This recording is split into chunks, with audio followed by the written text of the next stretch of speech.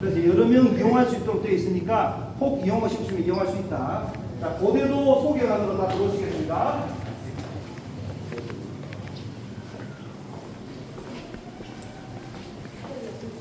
자, 이 눌러서 보세요.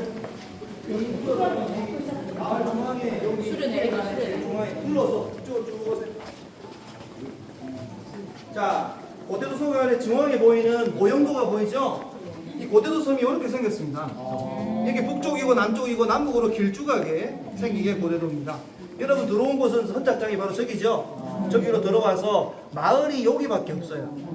여러분 고대도는 아까 이야기했죠. 국립공원이라고. 그래서 개발이 불가능한 곳이기 때문에 딱 좀 마을 쪽에서만 개발이 가능하고, 이 기념관은 이 마을의 제일 안쪽에 제일 끝처리 지점에 있는 게 바로 기념관입니다. 보시면 돼요. 남북으로 4.3km고요. 제일 남쪽에 보면 저기 배들이 보이는 곳 있죠? 저기가 바로 옛날 안항이라고 해서 귀즐라프가 정박했다고 추정되는 곳. 거기에 기념공원이 조성되어 있어요. 오늘 거기까지 이제 가서 걸어갔다가 오는 걸로 마무리할 건데, 그 기념공원에 있는 조형물들, 지금은 저기 표시가 안 돼 있지만 로드의 모습 배도 만들어져 있기 때문에 멋진 거 한번 보면 좋겠고요. 고대도에서 할 수 있는 일들, 해수욕도 할 수 있고 낚시도 할 수 있고 갯벌 체험도 할 수 있고, 물 빠지면 여러분들 바지락 잡는 거 다 할 수 있어요. 그러나 어촌계에서 관리하기 때문에 일정한 소정한 돈을 내면 장어하고 바구니하고 홈이 줍니다. 그럼 그것까지 캐면 그 바구니까지만 캘 수 있도록. 근데 거의 잘 못 캐요. 잘 할 줄 모르니까. 그래서 그렇게 할 수 있는데 꼭 하고 싶으면 꼭 연락을 줘야 돼요. 왜냐하면 물때가 맞아야 돼요.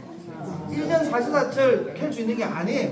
물이 안 빠지면 못 캐잖아요. 물이 조금 때는 거의 못 캐요. 살일 때 가까워야 캘 수 있거든요.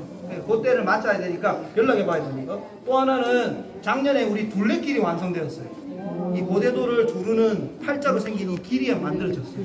그래서 여러분들 다음에 힐링 워킹, 좀 걷는 거 좋아하시는 분들은 오셔서 한 바퀴 삥 돌면 한 11km 됩니다.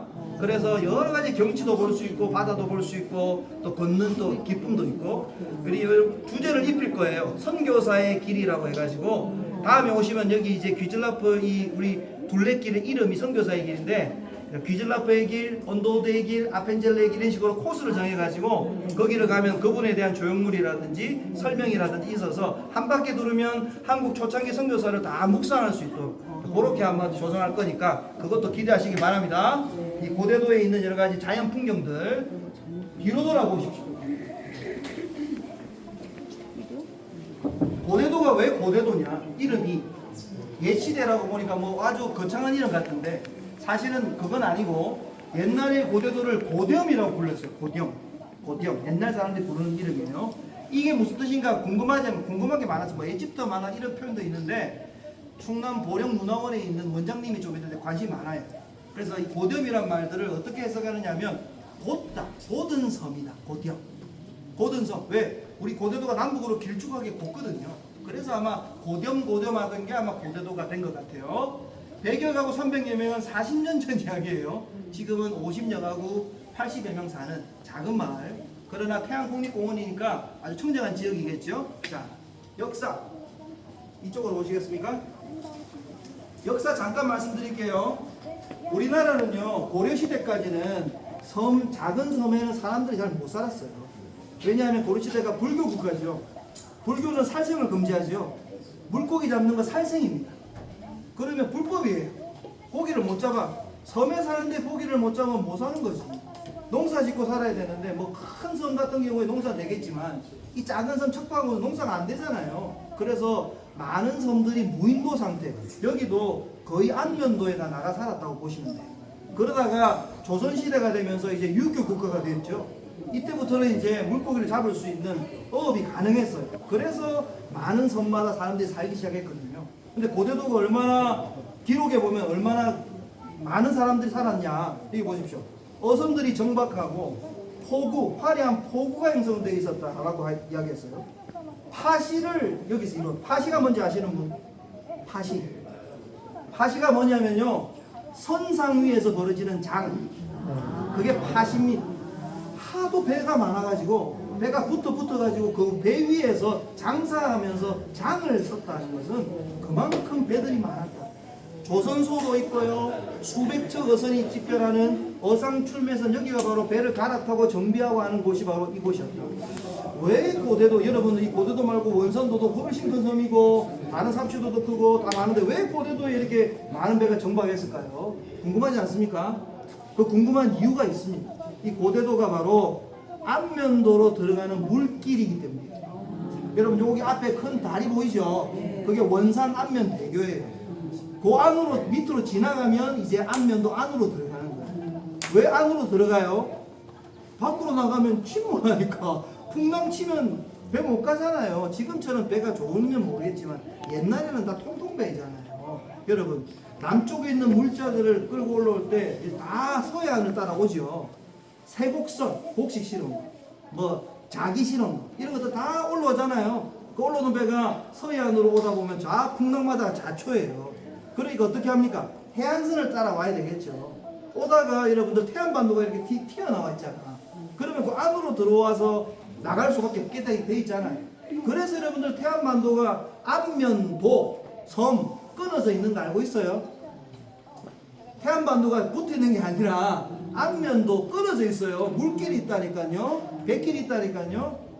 아무도 모르시네. 더 중요한 거는 그 배길이 사람이 파서 인공적으로 만든 거예요. 몰랐죠? 원래 자연적인 줄 알았죠? 아니에요. 고려시대 때부터 팠고요. 조선시대 선조 때 완공되었다고 기록이 있어요. 그러니까 여러분들 사람이 일부러 백길을 만들었으니까 그로 배가 다 지나가는 거잖아요. 그럼 안면도 들어올 때 어디를 지나가야 되냐면 이 고대도 앞바다를 지나가지 않을 수가 없는 거예요. 그래서 여기서 마지막에 정비를 다 해가지고 지나갔다. 지금은 우리 고대도가 보령 소속이지만 옛날에는요 홍주 소속이었어요. 홍주목. 홍주가 지금으로는 홍성입니다. 홍성. 여러분 홍성에 광천장에 우리 많이 다니고 그렇게 했었고요. 홍주 목사가 관하라는 곳이 바로 이 고대도 이 섬 쪽이었거든요. 심지어는요 홍주 목사가 근무하는 관하가 여기 부관하를 고대도에 지었어. 1년의 절반 이상을 여기서 근무할 정도로. 왜? 수많은 배들이 오고 여기서 물자가 다 교류되고 하니까 그 목사가 와서 관리를 해야 될 거 아니에요. 그러니까 여기에 바로 그런 곳이 고대도였다. 그러니까 제주도에 저 돌들도 가지고 와가지고 도수로 쓸 정도로 교류가 많은 곳이 고대도. 이건 제 말이 아니라 기록에 다 남아 있는 겁니다. 세곡선에 관한 그런 기록도 한번 전시를 한 적이 있는데 우리 말고 저 영도 부산에서 했는데 거기에 고대도 이름이 중요한 포인트로 기록되어 있는 이유가 여기서 정박했기 때문에 라고 기록되어 있는 것.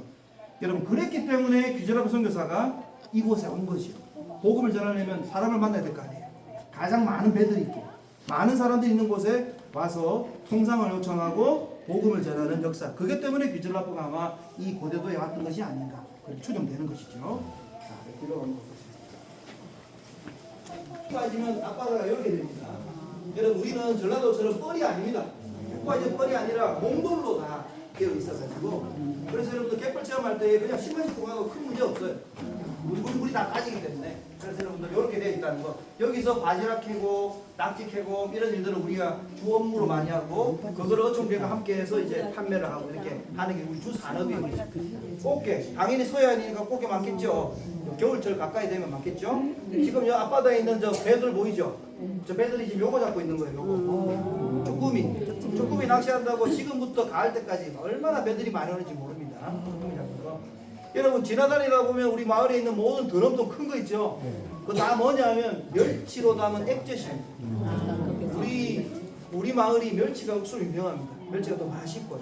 멸치 건조장도 다 있고 해가지고 멸치를 말리고 또 그 멸치를 가지고 잡어와 함께 해가지고 액젓 만들어서 판매하는 게 우리 주 산업 중에 하나예요. 진짜 액젓 맛있어요. 그거로 김치 담으면 죽여줍니다. 맛있으니까 한번 이용하시길 바라고.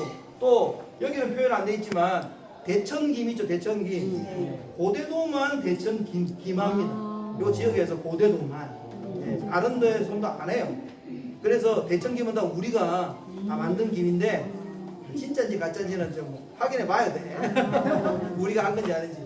여기서 김 먹을 때 진짜 맛있는데 밖에 나가서 사 먹으면 안 맛있더라고. 그래가지고 내가 보니까 좀 의심스러워. 어쨌든 대천에서 여기 하는 김은 우리밖에 없다. 근데 김값이 작년에 막 올랐잖아요. 그래가지고 요 원산도가 이제 자기도 김 농사 하겠다고 어촌계가 신청해서 작년부터 좀 하기 시작했대요. 그랬는데 뭐 수확은 별로 많이 없었다 하더라고요. 그렇지만 하여튼 우리 대천김은 우리 고대에서 나오는 거다. 주민들이 여기 기념관에 들어오면 전부 여기 앞에밖에 안 서 있습니다.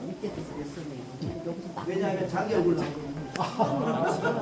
여기 바로 우리 주민들 옛날 사진들 제가 다 가지고 와가지고 영상 만들어서 그분들이 어떻게 살았는지 참 재밌습니다. 보면 그 장면들이 바로 이렇게 되어 있는 거예요. 여기 보면 긴발 보이죠? 이거는 옛날 방식입니다. 옛날에는 물 빠지면 거기다가 나무 꽂아가지고 긴발 세워가지고 이렇게 벽에다 긴 말려가지고 이렇게 판매하는 게 옛날 방식. 지금은 이렇게 안 해요.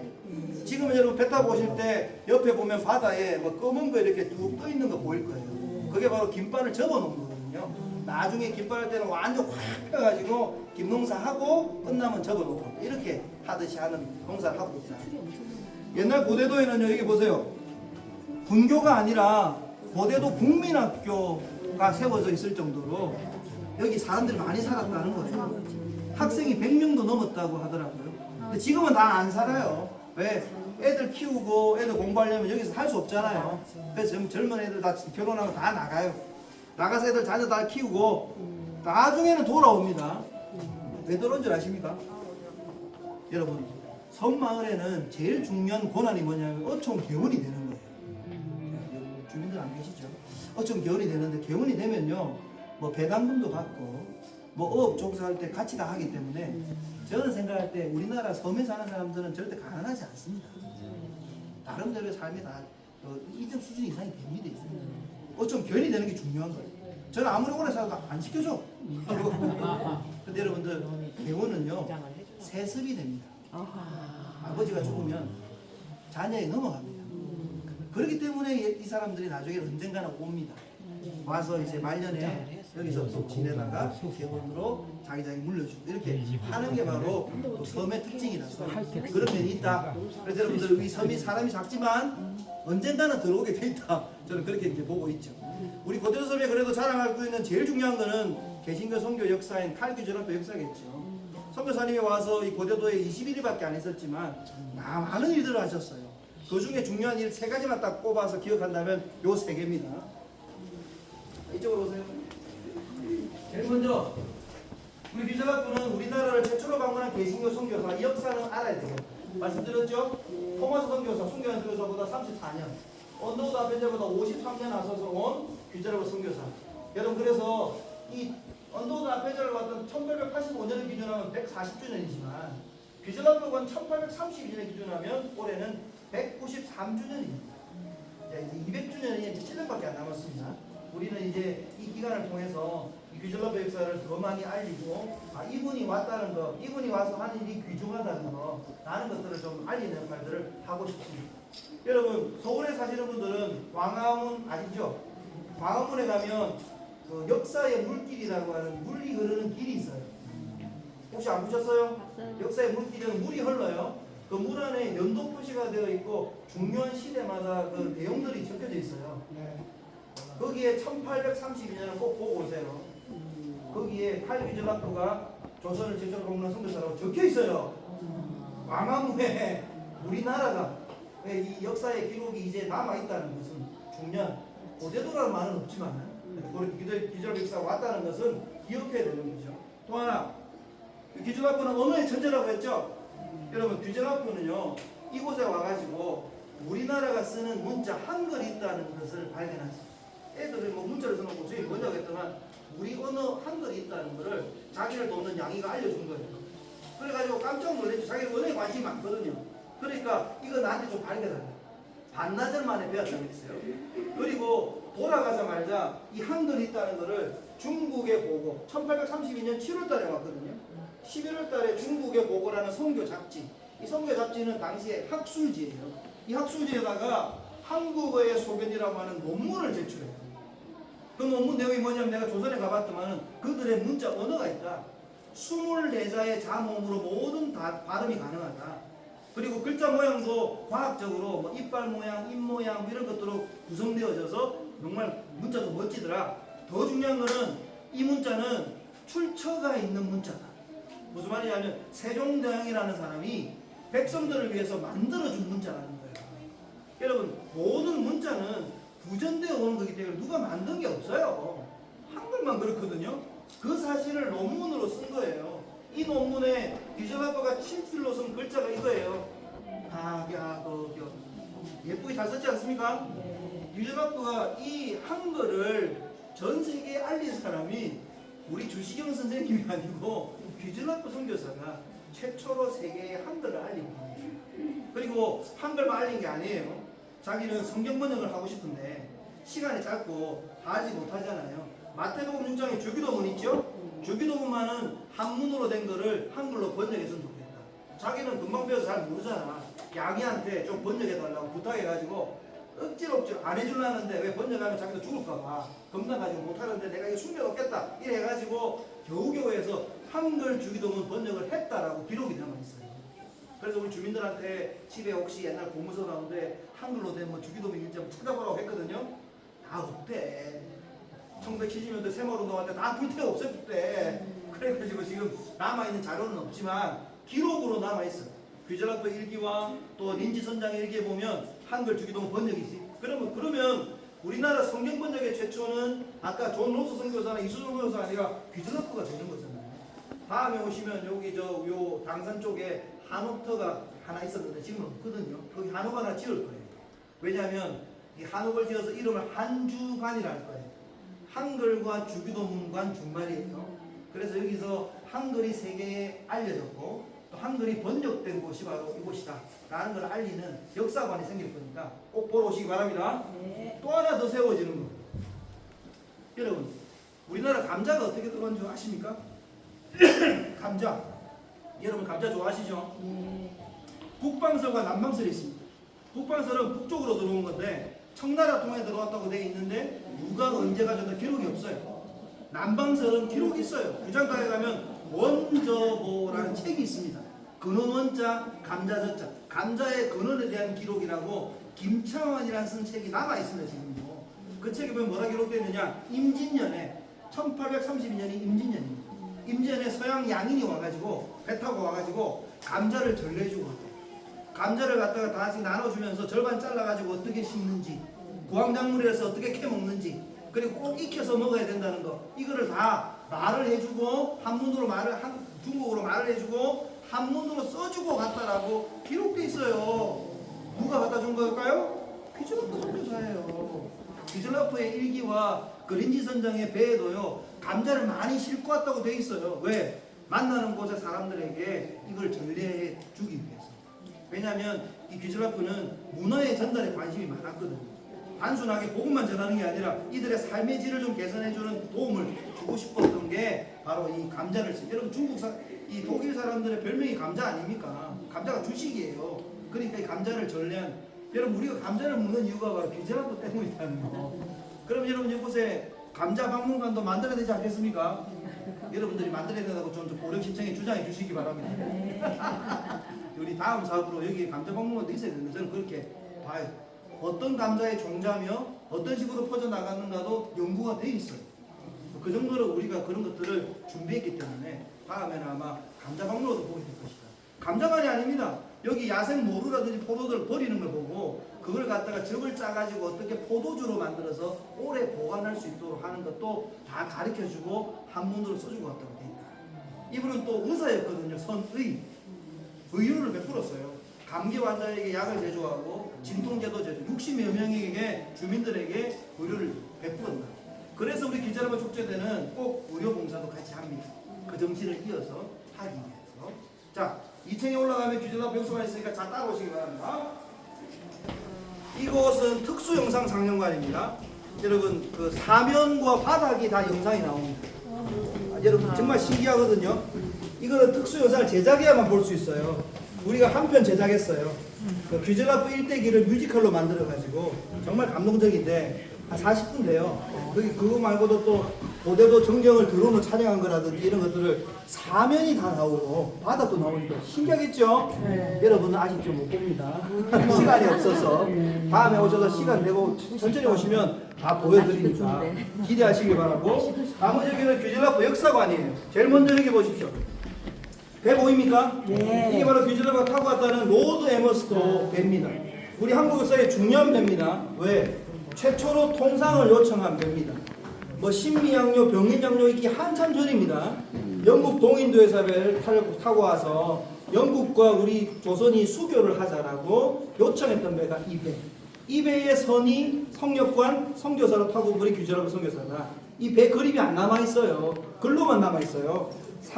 큰 돛대가 3개 있고 3층 구조로 되어 있고 부속선이 4개 올라와 있고 화포가 있고 선장실은 뒤에 있고 이 모든 것들을 기록에 맞추어서 가장 근사치에 담는 배를 저희들이 수배해가지고 저희들이 이 베트남까지 가가지고 선박 제작업체에서 가져온 거예요. 이걸 갖다가 이제 우리 이제 관에 기증을 해가지고 지금 여러분들이 보고 있는 거다 보시면 됩니다. 이 배의 모형이 저 기념공원에도 실물은 아니지만 세워져 있어요. 나중에 거기 가서 동상 촬영도 하고 다 하시면 되게 돼 있죠. 이 배에 규절합 선교사가 선교 목적을 가지고 타고 왔다는 배. 이 배에는 원래 100여 명이 선원이 탈 수 있는데 올 때는 70여 명이 타고 왔다고 선원 이름까지도 다 적혀 있어요. 거기 보면 영국인도 있고 인도인도 있고 동인도에서 보니까 인도가 중심이에요. 그리고 흑인도 이름이 기록되어 있을 정도로 아주 중요한 역사적 자료가 있는 배다. 이 배를 타고 온 규절합가 어떤 분인지 자, 안으로 들었어. 쭉 들어주세요. 규절합은 1803년생입니다. 1803년 독일 사람이죠. 그때는 독일이 공화국이 아니고요. 프로이센 제국일 때입니다. 이 프로이센 제국의 피리츠라고 하는 아주 작은 동네에 태어났는데 이 피리츠라는 동네가 지금으로 검색해 보면 폴란드 땅이에요. 여러분 독일이 지금은 이렇게 요만하지만 원래는 이 폴란드를 비롯해서 러시아 쪽하고 밑에 체코까지가 다 원래 독일 땅이었어요. 독일 공화국 땅이 아니라 저 프로이센 제국 땅이었죠. 그 전거가 뭐냐면 여러분 독일의 수도가 어디예요? 본. 베를린이죠. 베를린. 본은 예전에 서독의 수도고 독일 수도 베를린이죠. 베를린이 어디 있어요? 지도로 보면 독일 동쪽 끝에 있죠. 그렇습니다. 독일의 동쪽 끝에 있어요. 왜 수도가 중앙이 아니고 동쪽 끝에 있어요? 옛날에는 이쪽 편에서 동쪽 쌌다가 독일 땅이었다 그 뜻이에요. 그런데 지금 이제 다 빼앗겨가지고 지금 이게 끊어졌다 이래 보시면 되죠. 규절합 선교사가 여기 이 퀴리츠라는 동네에서 경건한 가정에 태어났는데 가정 형편이 좋지 않았어요. 가죽어리띠 기술자가 되기 위해서 직업훈련을 받기 위하여 슈테틴이라는 대도시에 가서 이제 직업훈련 받으려고 했어요. 근데 좋은 기회가 생겼어요. 왜? 이 슈테틴에 황제가 참석하는 군대 열병식을 하게 돼요. 이 규절합가 언어의 천재를 했잖아요. 글을 잘 적거든요. 그래서 이 소년이 황제에게 바치는 시를 적었어. 이게 바로 그 시입니다. 충성의 시. 원래 긴데 이 시를 지어서 당시 황제였던 프리드리히 윌헬름 3세에게 헌정을 했거든요. 황제가 이 시를 보고 감명을 받아가지고 이 시를 지은 친구를 좀 불러오라. 소년이야. 그래서 이 친구한테 재정을 지원해서 공부를 좀 시켜라. 그래서 규절합가 여기 베를린 선교학교에서 선교 신학 공부와 베를린 훔볼트 대학에서 신학 공부를 할 수 있던 계기가 바로 요 계기로 인해서 공부를 하게 된 겁니다. 규절합가 선교사가 공부했던 베를린 선교학교는 바로 이 건물인데 이게가 어디냐면 여기 있는 베를린 보헤미안 교회 목사관입니다. 목사관에서 요한 옌니케 목사님이 설립한 학교가 선교학교고 여기에 졸업생이 규절합가였다. 보시면 되겠죠? 자, 그러면 이 교회를 알아야 되겠죠? 이거 중요한 거기 때문에 나오세요. 자, 빨리빨리 오세요. 아까 영상에도 봤지만 이 교회 기억나죠? 이 교회 이름이 뭐냐면 베를린 보헤미안 베들레헴 교회 정식 명칭이. 독일에 가서 베들레헴이라는 교회 이름이 들어가 있으면 그건 전부 다 모라비안 또는 이 보헤미안들의 종교적 난민들의 교회다고 보시면 돼요. 이 교회가 왜 중요하냐? 여러분 이 교회가 보헤미안 교회 이게 누가 지어준 거예요? 여러분 옛날에 독일은요 교회를 지으면 쌍둥이를 지었어요. 하나는 독일인을 위한 교회, 하나는 보헤미안 난민들을 위한 교회를 지어주는 거예요. 얼마나 좋습니까? 여러분 이 교회를 짓는 이곳이 왜 중요하냐? 초창기 이 종교적 난민들 있잖아. 여러분들이 집시라고 알고 있는 사람들 있죠? 그 집시라는 게 여러분들 왜 떠돌아다니는 줄 아냐면 먹고 살기 위해서 떠돌아다니는 게 아닙니다. 종교의 자유 때문에 떠돌아다니는 거예요. 왜? 집시들은 개신교인들이에요. 그런데 당시에 유럽이 전부 다 로마 카톨릭이 지배하고 있잖아요. 가는 곳마다 박해를 받고 여러 가지 막 나가락하고 이렇게 해서 떠돌아다니는 거예요. 그러다가 독일에 왔는데 독일은 개신교잖아. 루터파잖아. 그러니까 이 사람들 특히 친전 도루가 백작을 비롯한 이런 많은 훌륭한 독지가들이 자기 땅을 다 주면서 여기서 마음껏 신앙생활을 해라 해가지고 생겨난 공동체가 헤른후트 공동체. 이름 꼭 기억하세요. 이 헤른후트 공동체가 그 후손들이 다녔던 교회가 바로 이 베를린 보헤미안 교회. 왜? 보헤미안들이니까 그 교회를 다녔던 교회가 바로 이 교회인 거예요. 여러분 왜 이렇게 이야기하느냐? 이 교회가 2차 세계대전 폭격 맞아서 없어졌어요. 완전히. 없어진 그 자리에 요게 세워져 있는 거예요. 요게 뭐냐면 옛날에 원형 그대로 31m짜리 외곽선을 따라서 예술 작품을 만들어 놓은 거예요. 누가 있느냐면 스페인의 설치미술가 후안 갈라이사발이라는 사람이 전 세계를 돌아다니면서 설치미술을 하는데 베를린에 세운 게 이거예요. 요거 이름이 메모리아 우르바나 인 베를린. 해석하면 도시의 기억 베를린인 거예요. 도시의 기억. 그런데 여러분들 이 후안 갈라이사발이 도시의 기억을 전 세계 많은 도시에 세워요. 메모리아 우르바나 파리, 메모리아 우르바나 발렌시아, 메모리아 우르바나 뉴욕 이런 거 막 세우고 있거든요. 왜 독일에는 이 교회 건물을 세웠을까요? 뭔 도시의 기억을 하려고? 독일인들이 가지고 있는 박애 정신, 포용력. 왜? 보헤미안 교회를 세워주는 거잖아요. 의미가 있겠죠? 그래서 여러분들 이 놀라운 이 예술작품이 여기에 세워져 있는 거예요. 얘가 왜 이렇게 장황하게 말하느냐? 요거 쌍둥이 모델이 우리 고대도에 있으니까. 나중에 여러분 가볼 고대도의 기념공원에 이게 세워져 있습니다. 원형이 아니라 이거 축소 모델, 5분의 1 수선 모델이 세워져 있거든요.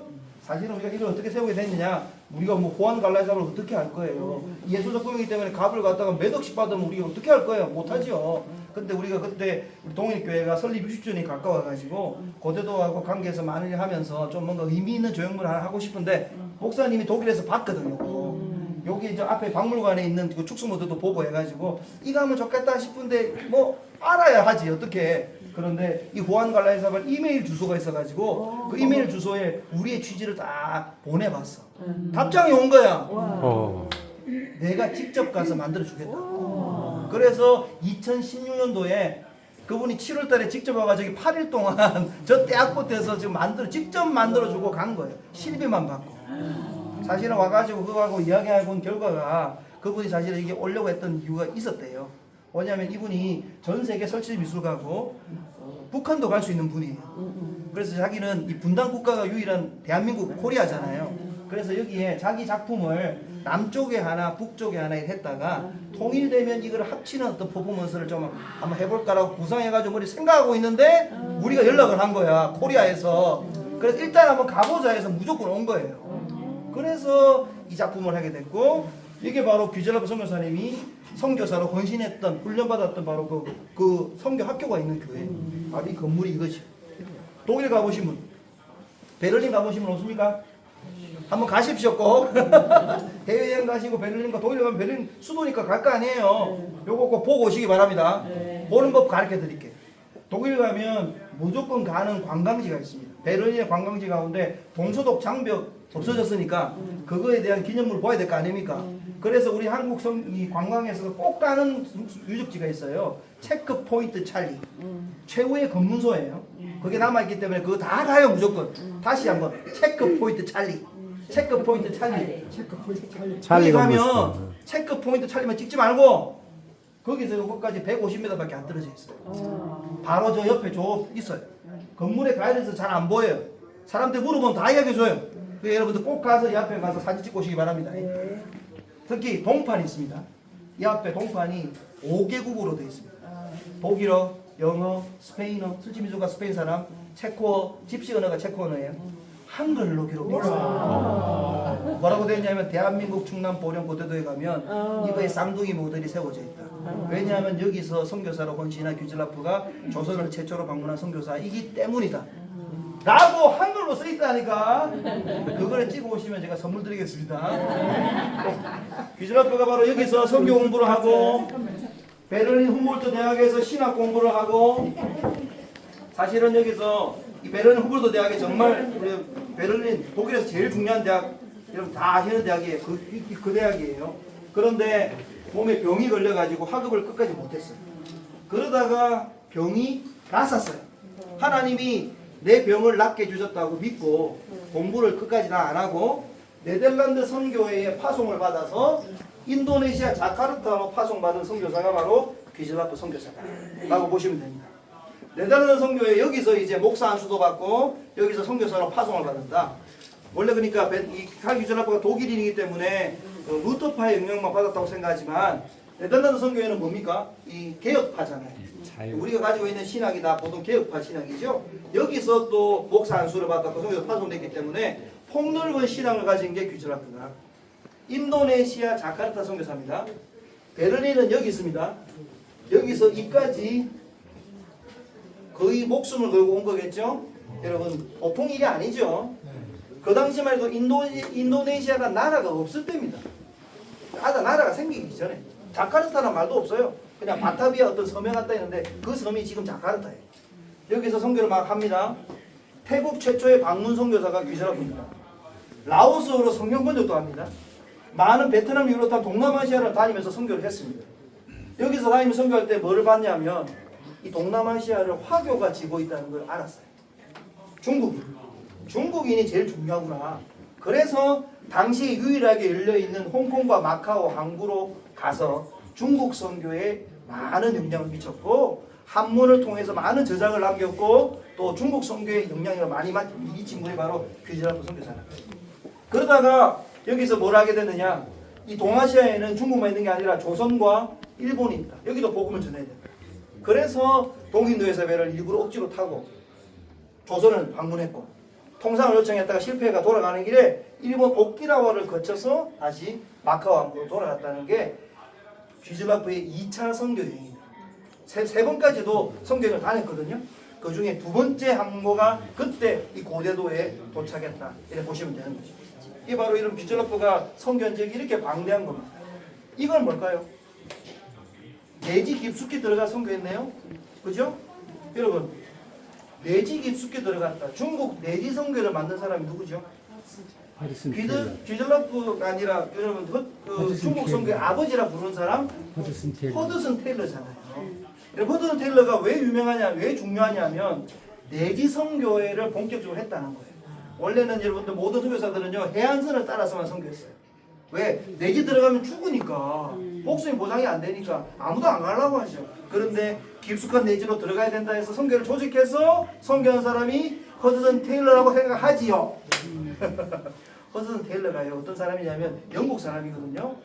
귀즐라프가 말년에 본국으로 돌아가서 베를린과 런던과 파리를 다니면서 선교 강연회를 해요. 젊은이들 선교 좀 많이 헌신하라고. 런던에서 강연회 할 때 그 강연회를 듣고 은혜 받아서 선교사로 헌신하고 칼 귀즐라프 선교회에서 파송 선교사가 허드슨 테일러예요. 허드슨 테일러는요 칼 귀즐라프가 파송한 거예요. 그래서 여러분들 중국 선교에 보면요 허드슨 테일러는 중국 선교 내지 선교를 했기 때문에 유명하다고 인정받고 아버지라 그랬잖아요. 그런데 여러분 사실은 이 허드슨 테일러가 먼저 한 게 아니고요. 귀즐라프가 복한회, 차이니즈 유니온이라고 만들어서 내지 선교를 시작했었어요.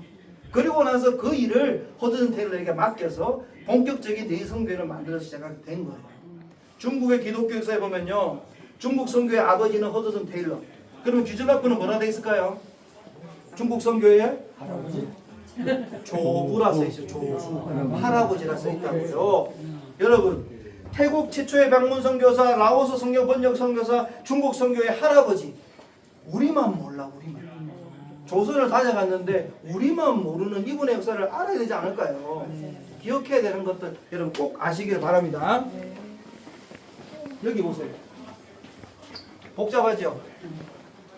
우리나라에 왜 이런 복잡한 이야기를 했냐? 목사님이 책을 하나 더 내셔서 논문 하나 더 쓰셨거든요. 그 이유가 있어요. 우리나라에 귀즐라프 선교 기념비가 3군데나 있어요. 하나는 백령도에 있고요. 하나는 우리 앞에 있는 원산도라는 섬에 큰 섬이 있죠. 여러분 펜타곤 섬 있죠. 거기 있고요. 하나는 고대도 있어요. 다 각자 귀즐라프 갔다고 주장하는 거예요. 그러면 고대도에 왔다는 걸 확실히 증명해야 될 거 아니에요. 여러분 사실은 백령도에 있는 세워진 뭐 근거가 없어요. 누가 세웠는지도 안 나오고 있고요. 여러모로 아마 백령도 교계에서 서야를 통해 왔으니까 그냥 세운 것 같아요. 근데 원산도가 문제예요. 원산도가 비를 세운 지 한 6년밖에 안 됐어요. 우리 귀즐라프의 역사 때문에 고대도가 막 이렇게 발전하니까 원산도는 우리보다 어숙한 섬이고 또 저기 원산도는 육지가 되었잖아요. 고령 기독교계 입장에서는 이 섬에 들어오기 불편하고 원산도에 세워지면 또 좋은 장점도 많겠죠. 그리고 또 저기에 또 많은 사람들이 이상한 또 돈을 또 투자해가지고 막 이렇게 이제 막 주장하기 시작하는 거예요. 학자도 아닌 사람이 뭐 주장 안 하고 주장하는 근거가 딱 한 가지. 귀즐라프가 자기가 갔다 온 성교 일지를 독일어로 영어로 쓰거든요. 영어로 쓸 때 그가 도착했던 항구 이름을 간케항이라 썼어요. 간케항. 안항을 표시한 건데요. 그 간케항을 저 권선도 사람들이 예전에 저기 원산도에 개경항이 있었다고. 개경항, 간케항 발음 비슷하지 않느냐 이렇게 주장한 거예요. 근데 그게 아니라는 걸 보여주는 이겁니다. 이게 바로 중국어 영어 사전입니다. 안항이랬죠? 안전한 안자, 항구항자죠? 안자를 뭐라고 발음한다고요? 간, 이나 안. 그래서 간, 항구항자가 뭐라고요? 케양. 그래서 여러분들 간케양이라 쓴 거예요. 간케양, 간케양. 요렇게. 이게 개경항이 아니라 한문으로 안항을 뜻하는 거예요.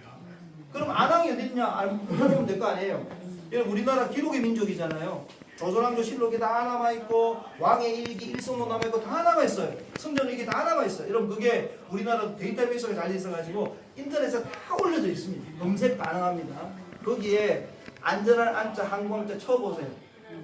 안항이라는 건 그래도 저 부산이나 대물포나 한두 군, 한 두세 개 있지 않을까요? 안전한 항구니까.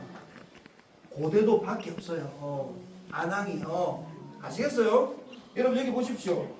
뭐 왕의 일기인 일성록이라든지 순조실록에 보면 고대도 안항이라고 써있잖아요. 고대도 안항이라고. 원산도였으면 우리보다 10배나 큰 섬인데 원산도라 썼겠죠. 고대도 안항의 정박은 확실하다는 걸 우리가 이 자료를 통해서도 우리 기록을 통해서도 알 수 있다. 또 저 배가 어떤 배였습니까?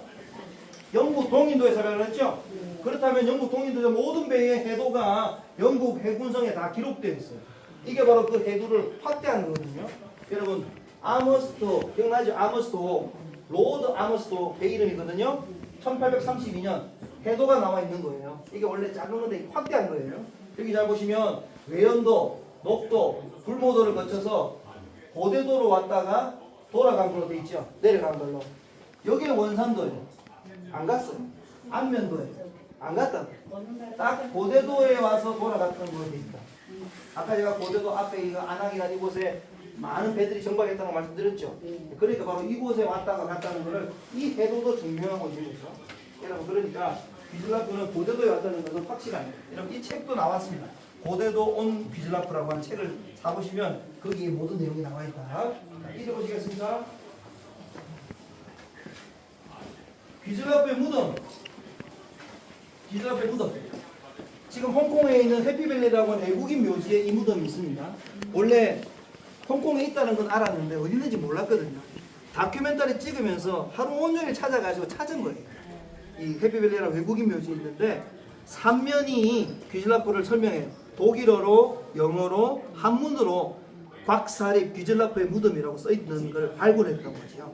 근데 홍콩 가서도 여러분들 한번 구경하고 싶으시면 이렇게 귀즐라프 역사가 있다. 아까 영상 봤죠? 귀즐라프 스트리트도 있고 귀즐라프 등대도 있고 귀즐라프 섬도 있고 귀즐라프가 중국 동독청의 비서통역관 역할도 했고 차이니 유인도 만들었고 수많은 곳에 그가 가는 곳마다 베를린 여성 선교를 조직해가지고 계속적으로 중국 선교를 할 수 있는 깃들도 마련한 사람. 고아원도 짓고 안과병원도 짓고 모든 거 지은 게 지금도 남아있다는 거 여러분들 우리가 기억해야 될 거 기억하시기 바랍니다.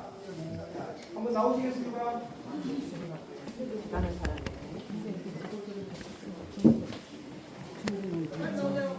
공산국가 되면서 공산은 문제지.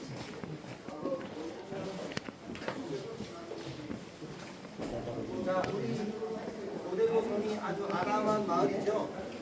섬 지붕 색깔이 다 어떻게 되어 있습니까? 예.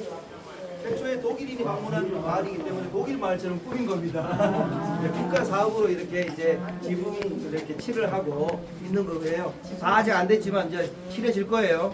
여러분 그 우리 요새는 MZ 세대이기 때문에 사진이 예뻐야 돼요. 어디 가서 예쁘게 찍기 위해서 낮에는 이렇게 이 섬 마을을 찍으면 정말 예쁘게 나오고요. 밤에는 또 별빛 공원이 조성되어 있기 때문에 조명이 잘 돼 있어서 다음에 꼭 밤에 오시면 더 멋진 우리 기절학교의 이 섬인 이 섬을 볼 수 있게 된다. 이제 우리가 나가서 저기 기념공원까지 잠깐 걸었다가 돌아오면 이제 나갈 수 있게 그렇게 하겠습니다.